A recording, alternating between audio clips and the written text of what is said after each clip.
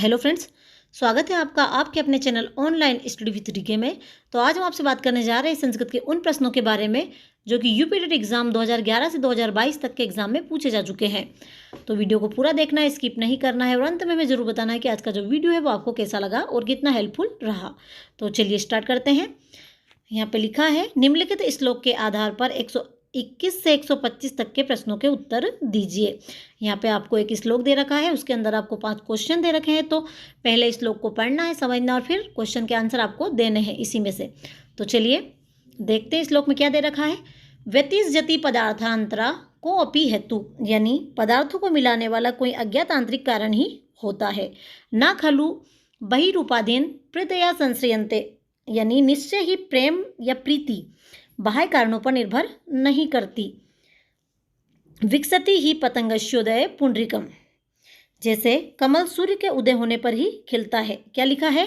विकसति ही पतंगस्योदय पुंडरीकम, यानी जैसे कमल सूर्य के उदय होने पर ही खिलता है।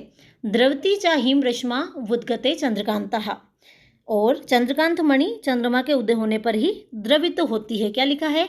द्रवती चा हिम रश्मा वुद्गते चंद्रकांता, और चंद्रकांत मणि चंद्रमा के उदय होने पर ही द्रवित होती है। तो चलिए देखते हैं आज का पहला क्वेश्चन क्या है, क्या पूछा गया है उसमें। पदार्थों को परस्पर कौन जोड़ता है? यहाँ पे दिया गया है कि पदार्थों को परस्पर कौन जोड़ता है। धन, विद्या, कोई अज्ञात आंतरिक कारण या नम्रता। तो हमने पहली लाइन में पढ़ा था पदार्थों को मिलाने वाला क्या होता है? कोई अज्ञात आंतरिक कारण ही होता है। तो ऑप्शन नंबर सी हमारा आंसर हो जाएगा। अगला क्वेश्चन है, बाह्य साधनों पर कौन निर्भर नहीं होता है? क्या लिखा है? बाह्य साधनों पर कौन निर्भर नहीं होता है? आभूषण, प्रेम, संपन्नता या भोजन। तो बाह्य साधनों पर प्रेम निर्भर नहीं होता है। ऑप्शन नंबर बी हमारा आंसर हो जाएगा। अगला क्वेश्चन है, कमल कब खिलता है? यहाँ पे पूछा गया है कि कमल कब खिलता है। चंद्रोदय होने पर, नक्षत्रों का दर्शन होने पर, चंद्रग्रहण के समय या सूर्योदय होने पर। तो कमल कब खिलता है? तो कमल खिलता है सूर्योदय होने पर, यानी ऑप्शन नंबर डी हमारा आंसर हो जाएगा। अगला क्वेश्चन है, इस श्लोक में किस मणि का उल्लेख है? यहाँ पे पूछा गया है कि इस श्लोक में किस मणि का उल्लेख किया गया है। स्फटिक मणि, सूर्यकांत मणि, चंद्रकांत मणि या मरकत मणि। तो इस श्लोक में चंद्रकांत मणि का उल्लेख किया गया है, यानी ऑप्शन नंबर सी हमारा आंसर हो जाएगा। अगला क्वेश्चन है, चंद्रकांत मणि कब पिघलती है? यहाँ पे पूछा गया है कि जो चंद्रकांत मणि है वो कब पिघलती है। यदि आपने श्लोक को अच्छे से समझा होगा तो वैसे ही आंसर आप दे पा रहे होंगे। तो चंद्रकांत मणि कब पिघलती है? अग्नि के संपर्क से, चंद्रोदय होने पर, ग्रीष्म ऋतु में या सूर्योदय होने पर। तो चंद्रकांत मणि चंद्रोदय होने पर पिघलती है, यानी ऑप्शन नंबर बी हमारा आंसर हो जाएगा। अस धातु लंग लकार मध्यम पुरुष द्विवचन का रूप है। यहाँ पे पूछा गया है कि अस धातु लंग लकार मध्यम पुरुष द्विवचन का रूप क्या होगा। आस्ताम, इष्यताम, आस्तम या आश्व। तो अस धातु लंग लकार मध्यम पुरुष और द्विवचन का रूप हो जाएगा हमारा आस्तम, यानी ऑप्शन नंबर तीसरा हमारा आंसर हो जाएगा। अगला क्वेश्चन है, आता है के लिए संस्कृत में क्रिया प्रयुक्त होगी। यहाँ पे पूछा गया है कि आता है के लिए संस्कृत में कौन सी क्रिया प्रयुक्त होगी। प्रतिगच्छति, निर्गच्छति, आगच्छति या अवगच्छति। तो आता है के लिए संस्कृत में जो क्रिया प्रयुक्त होगी वो हो जाएगी हमारी आगच्छति। और अगर आगच्छति में उपसर्ग पूछे तो इसमें कौन सा उपसर्ग हो जाएगा? आ उपसर्ग हो जाएगा इसमें। और धातु कौन सी होगी? तो धातु हो जाएगी गम, गम धातु। और यहाँ लट लकार प्रथम पुरुष और एक वचन का रूप है। अगला क्वेश्चन है, निम्नलिखित में से कौन सा शब्द अशुद्ध है? यहाँ पे पूछा गया है कि निम्नलिखित में से कौन सा शब्द अशुद्ध है। 4 ऑप्शन आपके सामने हैं, तो आपको जो अशुद्ध शब्द है उसको चुनना है। तो इनमें से चारों में से अशुद्ध कौन सा है? पूज्य, पूजनीय, पूजनीय या इनमें से कोई नहीं। तो इनमें से जो अशुद्ध शब्द है वो हो जाएगा हमारा पूजनीय, यानी ऑप्शन नंबर तीसरा हमारा आंसर हो जाएगा। अगला क्वेश्चन है, छात्रः उपविशति है। क्या पूछा गया है? छात्रः उपविशति है, क्या है ये? कर्तवाच्य है, कर्मवाच्य है, भाववाच्य है, इनमें से कोई नहीं। तो छात्रः उपविशति क्या हो जाएगा हमारा? कर्मवाच्य है। यह क्या है? कर्मवाच्य है। कौन सा वाच्य है? कर्मवाच्य है, यानी ऑप्शन नंबर दूसरा हमारा आंसर हो जाएगा। और वाच्य कितने प्रकार के होते हैं? तो वाच्य 3 प्रकार के होते हैं, कर्तवाच्य, कर्मवाच्य और भाववाच्य। अगला क्वेश्चन है, चटकों में कौन सा समास है? यहाँ पे पूछा गया है कि चटकों में कौन सा समास है। द्विगु समास, द्वंद्व समास, कर्मधारय समास या तत्पुरुष समास। तो चटकों में समास हो जाएगा हमारा द्वंद्व समास। कौन सा समास होगा? द्वंद्व समास इसमें हो जाएगा, यानी ऑप्शन नंबर दूसरा हमारा आंसर हो जाएगा। और जो द्वंद्व समास क्यों है यहाँ पे, तो ये भी हम थोड़ा जानते हैं। तो जिसमें सभी पद प्रधान हो वहाँ क्या होता है? द्वंद्व समास होता है। चटकों का अगर विग्रह हम करेंगे तो क्या हो जाएगा? चटका चा या चटकह चा। अगला क्वेश्चन है, पंचमी विभक्ति एक वचन में लता शब्द का रूप है। यहाँ पे पूछा गया है कि पंचमी विभक्ति एक वचन में लता शब्द का रूप कौन सा है? लता भी, लतायाम, लतानाम या लताया। तो पंचमी विभक्ति एक वचन में लता शब्द का रूप हो जाएगा हमारा लताया, यानी ऑप्शन नंबर चौथा हमारा आंसर हो जाएगा। अगला क्वेश्चन है, तस्मय में विभक्ति है। यहाँ पे पूछा गया है कि तस्मय में कौन सी विभक्ति है? प्रथमा, द्वितीया, तृतीया या चतुर्थी। तो तस्मय में विभक्ति हो जाएगी हमारी चतुर्थी विभक्ति, यानी ऑप्शन नंबर चौथा हमारा आंसर हो जाएगा। और इसमें सर्वनाम अगर पूछे तो सर्वनाम क्या है? यहाँ तत्, इसमें तत् सर्वनाम है।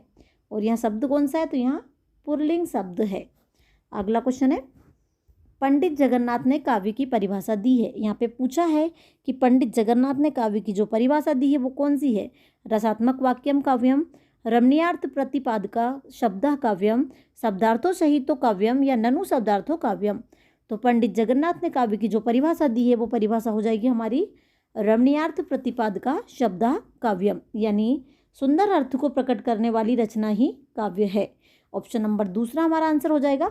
अगला क्वेश्चन है, गलत वर्तनी वाला शब्द चुनिए। यहाँ पे पूछा गया है कि गलत वर्तनी वाला शब्द कौन सा है? चार ऑप्शन आपके सामने दिए गए हैं, इनमें से आपको जो गलत वर्तनी वाला शब्द है उसको अलग करना है। तो गलत वर्तनी किसकी है? पुल्लिंग, स्त्रीलिंग, नपुंसक लिंग या उभय लिंग। तो गलत वर्तनी हो जाएगी हमारी उभय लिंग की जो वर्तनी है वो गलत है, यानी ऑप्शन नंबर चौथा हमारा आंसर हो जाएगा। अगला क्वेश्चन है, पावकः शब्द का संधि विच्छेद होता है। यहाँ पे पूछा गया कि पावकः शब्द का संधि विच्छेद कौन सा है? प धन आवकः, पा धन आवकः, पौ धन अकः या पौ धन अका। तो पावक शब्द का संधि विच्छेद हो जाएगा हमारा पौ धन अकः, यानी ऑप्शन नंबर तीसरा हमारा आंसर हो जाएगा। और अगर इसमें संधि पूछे तो संधि कौन सी हो जाएगी? इसमें आयादी संधि होगी। अगला क्वेश्चन है, गम धातु का लोट लकार प्रथम पुरुष एक वचन में क्या रूप होता है? यहाँ पे पूछा गया है कि जो गम धातु है उसका लोट लकार प्रथम पुरुष एक वचन में क्या रूप होता है? गच्छतु, गच्छेत, गमिष्यति या आगच्छत। तो गम धातु का लोट लकार प्रथम पुरुष एक वचन में रूप हो जाएगा हमारा गच्छतु, यानी ऑप्शन नंबर पहला हमारा आंसर हो जाएगा। अगला क्वेश्चन है, किस शिक्षण सूत्र के अंतर्गत उदाहरण प्रस्तुत करने के पश्चात नियम बताए जाते हैं? यहाँ पे पूछा गया है कि किस शिक्षण सूत्र के अंतर्गत उदाहरण प्रस्तुत करने के पश्चात नियम बताए जाते हैं? पूर्ण से अंश की ओर, आगमन से निगमन की ओर, अनुभव से तर्क की ओर या अनिश्चित से निश्चित की ओर। तो आगमन से निगमन की ओर सूत्र विधि के अंतर्गत उदाहरण प्रस्तुत करने के पश्चात नियम बताए जाते हैं, यानी ऑप्शन नंबर दूसरा हमारा आंसर हो जाएगा। अगला क्वेश्चन है, संस्कृत वर्गों का क्रम निम्नलिखित में से किस पर आधारित है? यहाँ पे पूछा गया है कि संस्कृत वर्गों का जो क्रम है वो निम्नलिखित में से किस पर आधारित है? वैज्ञानिक पद्धति पर, मनोवैज्ञानिक पद्धति पर, अवैज्ञानिक पद्धति पर या इनमें से सभी पर। तो संस्कृत वर्गों का क्रम वैज्ञानिक पद्धति पर आधारित है। अगला क्वेश्चन है, पितरों पद में कौन सा समास है? यहाँ पे पूछा गया है कि पितरों पद में कौन सा समास है? बहुब्रीहि समास, अवयवी भाव समास, तत्पुरुष समास या द्वंद्व समास। तो पितरों पद में समास हो जाएगा हमारा द्वंद्व समास, यानी ऑप्शन नंबर चौथा हमारा आंसर हो जाएगा। और इसका अगर विग्रह करेंगे तो विग्रह करने पर क्या आता है? द्वंद्व समास में चा का प्रयोग होता है। तो पितरों का अगर विग्रह करेंगे तो क्या जाएगा? माता चा, पिता चा। अगला क्वेश्चन है, रघुवंशम में नंदिनी की सेवा किस राजा ने की थी? यहाँ पे पूछा गया है कि रघुवंशम में नंदिनी की सेवा किस राजा ने की थी? दिलीप, राम, अज या रघु ने।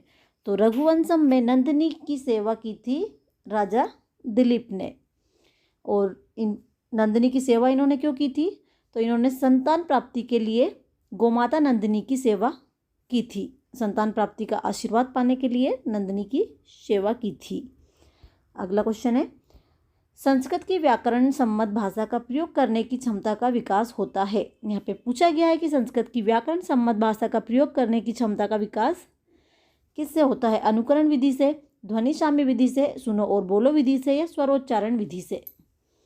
तो संस्कृत व्याकरण सम्मत भाषा का प्रयोग करने की क्षमता का विकास होता है हमारा सुनो और बोलो विधि से। किससे होता है? सुनो और बोलो विधि से। इस विधि में क्या होता है? इस विधि द्वारा श्रवण कौशल और मौखिक अभिव्यक्ति का विकास होता है। अगला क्वेश्चन है, सस्वर पठन आवश्यक है। सस्वर पठन किस लिए आवश्यक है? शुद्ध उच्चारण के लिए, भाषा ग्रहण के लिए, काठिन्य निवारण के लिए या बौद्ध प्रश्न के लिए। तो सस्वर पठन आवश्यक है किस लिए? भाषा ग्रहण के लिए, यानी ऑप्शन नंबर दूसरा हमारा आंसर हो जाएगा। इसमें स्वर सहित पढ़ते हुए अर्थ ग्रहण किया जाता है। अगला क्वेश्चन है, सर्वे भवन्तु सुखिनः किस प्रकार का वाक्य है? यहाँ पे पूछा गया है कि सर्वे भवन्तु सुखिनः किस प्रकार का वाक्य है? संकेतावाचक, विस्मय बोधक, प्रश्नवाचक या इच्छावाचक। तो सर्वे भवन्तु सुखिनः किस प्रकार का वाक्य है? इच्छावाचक वाक्य है। यहाँ कौन सा वाक्य है? इच्छावाचक वाक्य है, जिसका अर्थ है सभी सुखी हो। इसमें सभी के कल्याण की इच्छा प्रकट की गई है। अगला क्वेश्चन है, अधिसिंगस्थासाम कर्म सूत्र संबंधित है प्रथमा विभक्ति से, द्वितीय विभक्ति से, तृतीय विभक्ति से या चतुर्थी विभक्ति से। तो अधिसिंगस्थासाम कर्म सूत्र संबंधित हो जाएगा हमारा द्वितीय विभक्ति से, यानी ऑप्शन नंबर दूसरा हमारा आंसर हो जाएगा। अगला क्वेश्चन है, अच्छे पठन के गुण बताए गए हैं। यहाँ पे पूछा गया कि अच्छे पठन के गुण किसमें बताए गए हैं? मनुस्मृति में, याज्ञवल्क्य की शिक्षा में, अर्थशास्त्र में या निरुक्त में। तो अच्छे पठन के जो गुण बताए गए हैं वो याज्ञवल्क्य की शिक्षा में बताए गए हैं, यानी ऑप्शन नंबर दूसरा हमारा आंसर हो जाएगा। अगला क्वेश्चन है, हितोपदेश का संबंध किस विधि से है? यहाँ पे पूछा गया है कि हितोपदेश का जो संबंध है वो किस विधि से है? सूत्र विधि से, कहानी कथन विधि से, भाषण विधि से या उपयुक्त सभी से। तो हितोपदेश का संबंध हो जाएगा हमारा कहानी कथन विधि से, यानी ऑप्शन नंबर दूसरा हमारा आंसर हो जाएगा। अगला क्वेश्चन है, अभ्यंतर प्रयत्न के प्रकार है। यहाँ पे पूछा गया है कि अभ्यंतर प्रयत्न के कितने प्रकार है? 5, 2, 4 या 3। तो अभ्यंतर प्रयत्न के प्रकार हो जाएंगे हमारे 5 प्रकार, यानी ऑप्शन नंबर पहला हमारा आंसर हो जाएगा। और अभ्यंतर प्रयत्न होता क्या है इसके बारे में भी हम थोड़ा जानते हैं। तो वर्णों के उच्चारण से पहले आरंभ होने वाला जो प्रयत्न होता है उसे आभ्यंतर प्रयत्न कहते हैं। अगला क्वेश्चन है, उपेंद्र पद का संधि विच्छेद है। यहाँ पे पूछा गया है कि उपेंद्र पद का सही संधि विच्छेद क्या है? 4 ऑप्शन आपके सामने दिए गए हैं, उनमें से आपको सही ऑप्शन को चुनना है। तो कौन सा है? उपधन ऐन्द्र, उपधन इंद्र, उपाधन इंद्र या उपधन ऐन्द्र। तो उपेंद्र का सही संधि विच्छेद हो जाएगा हमारा उपधन इंद्र, यानी ऑप्शन नंबर दूसरा हमारा आंसर हो जाएगा। और इसमें संधि पूछे तो इसमें कौन सी संधि है? गुण संधि, गुण स्वर संधि भी बोल सकते हैं। अगला क्वेश्चन है, इस वाच्य में क्रिया कर्म के अनुसार चलती है। यहाँ पे पूछा गया है कि कौन सा वाच्य जिसमें क्रिया कर्म के अनुसार चलती है? कर्तृवाच्य, भाववाच्य, कर्मवाच्य या तीनों में। तो कौन से वाच्य में चलती है? कर्मवाच्य में, यानी ऑप्शन नंबर तीसरा हमारा आंसर हो जाएगा। और इसमें कर्ता में कौन सी विभक्ति होती है? तृतीय विभक्ति होती है, तथा कर्म में प्रथमा विभक्ति का प्रयोग होता है। अगला क्वेश्चन है, भू धातु लंग लकार मध्यम पुरुष बहुवचन का रूप है। यहाँ पे पूछा गया कि भू धातु लंग लकार मध्यम पुरुष बहुवचन का रूप कौन सा है? अभवत, अभवत, अभवा या अभवम। तो भू धातु लंग लकार मध्यम पुरुष बहुवचन का रूप हो जाएगा हमारा अभवत, यानी ऑप्शन नंबर दूसरा हमारा आंसर हो जाएगा। तो आज के हमारे 30 क्वेश्चन यहीं पर खत्म होते हैं। वीडियो अच्छी लगी हो तो वीडियो को लाइक, चैनल को सब्सक्राइब जरूर कीजिएगा। मिलते हैं आपसे अगले वीडियो में, तब तक के लिए धन्यवाद।